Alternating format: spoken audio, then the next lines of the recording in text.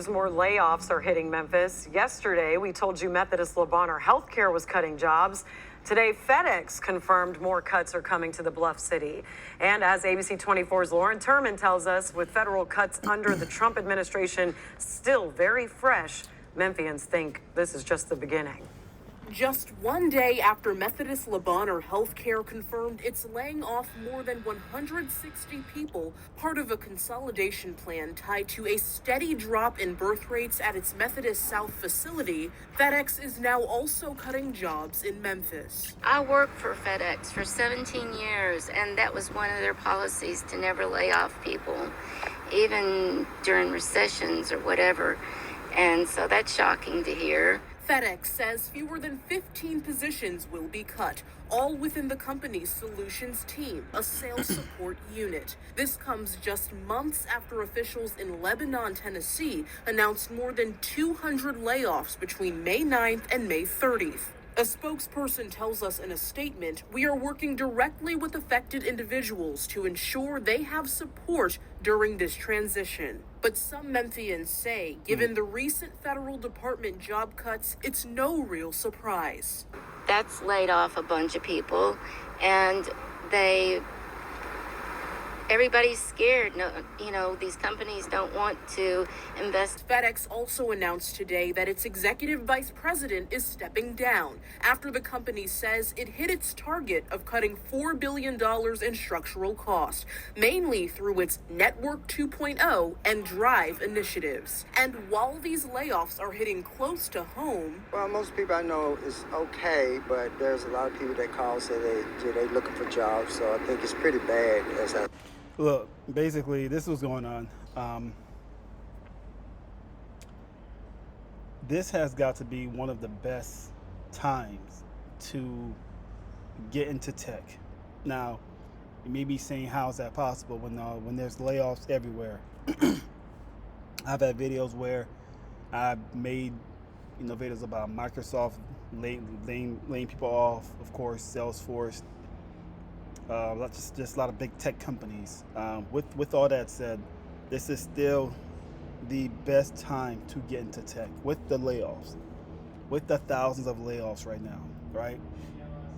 And then the reason why I'm saying this is that's where we are right now. Like this is not where we are heading. We are here now in terms of companies are transitioning, or they are trying to implement as much tech as possible into their production or just their companies. What am I really talking about? Basically, people are being phased out. You are no longer relevant.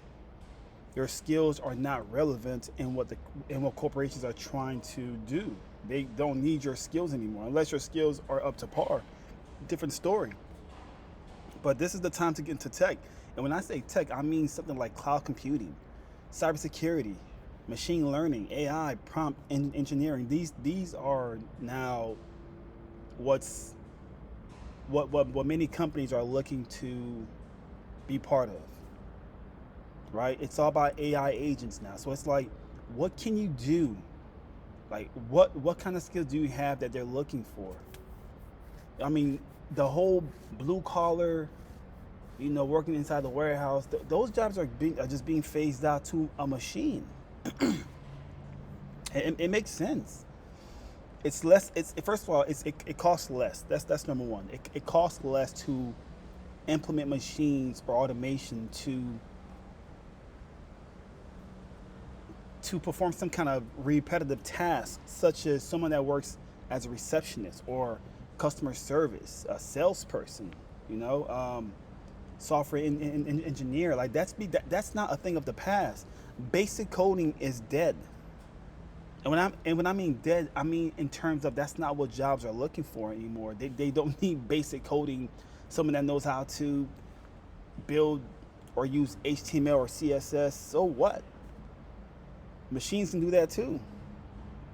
AI can do that too. So basic coding is dead. It is.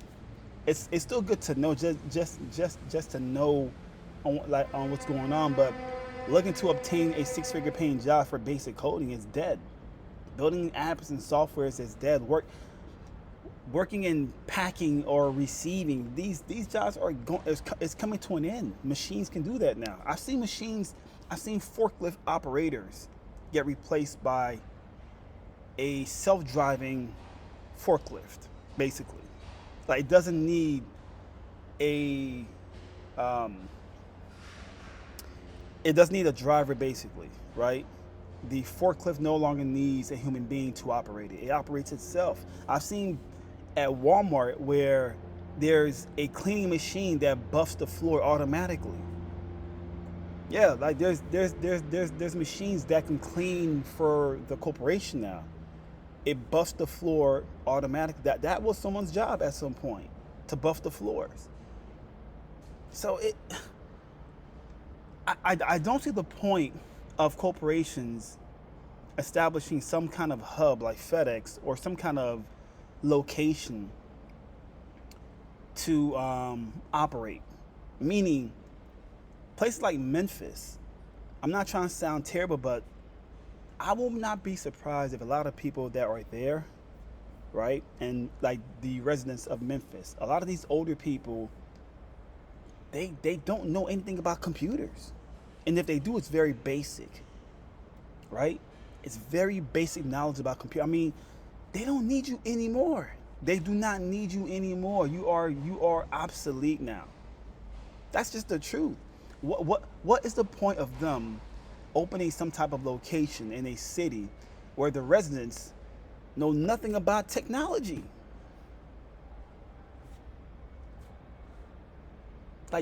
People don't even qualify for these jobs, first of all.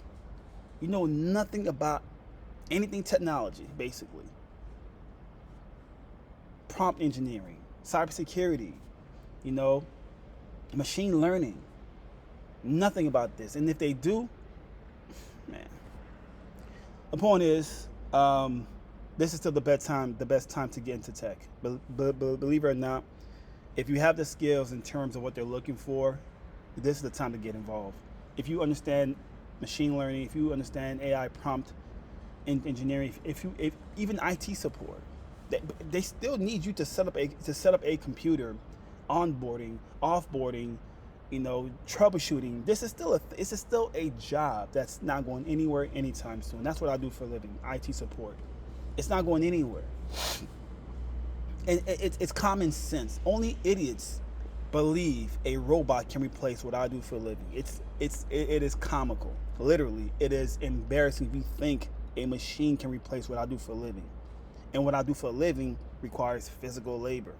And when I say physical labor, I'm referring to me having to actually go and troubleshoot someone's device or piece of hardware. A machine cannot do that. It just can't. Switching hardware, I'm talking building a network from scratch, right? Having different switches and patch panels and cables. Someone has to physically set that up. Someone has to physically run lines in the ceiling and bring all these cables and connect each one into every port that's necessary. I'm not going anywhere anytime soon. I already know it. I work with our in-house network engineer, and this person has to always be on site to perform his or her job. Not all the time, but for the most part, someone has to build the network, physical labor. Someone has to physically be here and set up these pieces of hardware and software.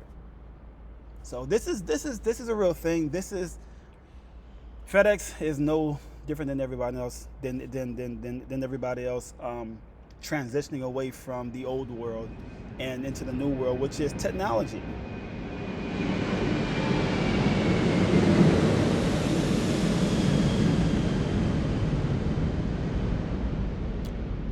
So I work right next door to an airport. That's why it's so loud in here. Sometimes you hear jets fly by. It's super loud. It's cool, but it's as you can see, it's very loud. But FedEx, UPS, the layoffs are happening. One of the top reasons is because of technology, AI. It's not the only reason, but it's one of the top reasons why they are laying off a lot of people. Drivers, warehouse people. You people are now obsolete. You are obsolete.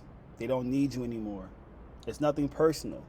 But the lady earlier said, oh, their policy at FedEx was to never lay off even during the hard times. Lady, it's a corporation. They're here to profit, make money. And you are sucking their dollars when they don't need your service anymore, when they can find something a lot more accurate and less money. Again, employees are very expensive. They're very, very expensive to have. Very expensive. And you're the first to go. You are the first to go when it's time to make those layoffs or cuts. You cost a lot of money. If they can find something to replace you that costs half the price and perform even better than you without worrying about PTO and sick time and attitudes and all this stuff, you're out the door. And I don't blame them. It is what it is. This is a business. I don't blame them. They're here to make money, not be friends.